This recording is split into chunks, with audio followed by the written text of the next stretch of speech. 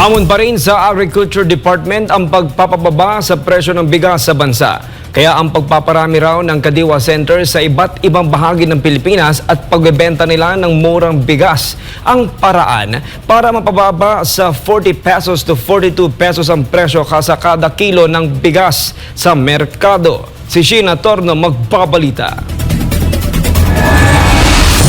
Pangunahing problema pa rin ng bansa ang pagtugon sa mataas na presyo ng mga bilihin, partikular na ang pagkain. Katulad na lamang ng bentahan ng bigas na sa kabila ng ginawang hakbang ng gobyerno ay hindi pa rin gaanong bumababa ang presyo nito sa mga pamilihan. Ayon sa Department of Agriculture, malaking bagay ang bentahan ng murang bigas. Patunay daw dyan ang tuloy-tuloy na bentahan nila ng 29 pesos na kada kilo ng bigas sa mga Kadiwa Center. Noong nakaraang linggo lang din ay nagsimula na rin ang DA sa pagbebenta ng 43 pesos kada kilo na bigas. Sa ilalim naman yan ng Rice for All program. Ito raw ay 2 pisong mas mura kumpara sa dating presyo ng programa. Pero hindi lahat ng lugar sa bansa ay may Kadiwa Center, kaya kung pagbabasehan ang presyo ng bigas sa merkado ay nananatili pa rin itong mataas. Sa price monitoring ng Department of Agriculture araw ng Lunes, naglalaro pa rin sa 44 pesos hanggang 65 pesos ang kada kilo ng lokal na bigas. Sinabi ni DA Undersecretary Roger Navarro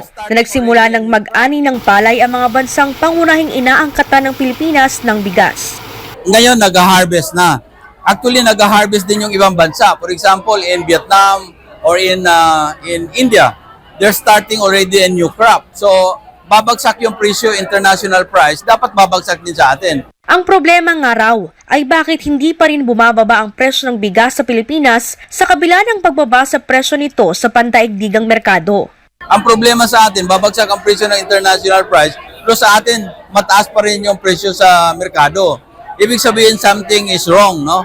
Ang pagbebenta nga raw ng bigas sa mga Kadiwa Center ay isa sa mga paraan para may opsyon ang mga mamimili na makabili ng murang bigas.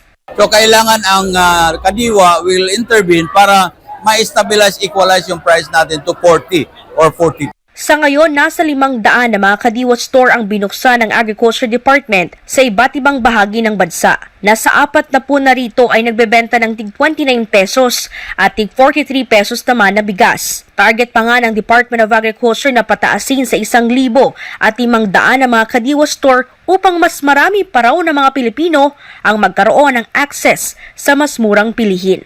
Para sa Diyos at sa Pilipinas kung mahal, ito si Sheena Torno, SMNI News.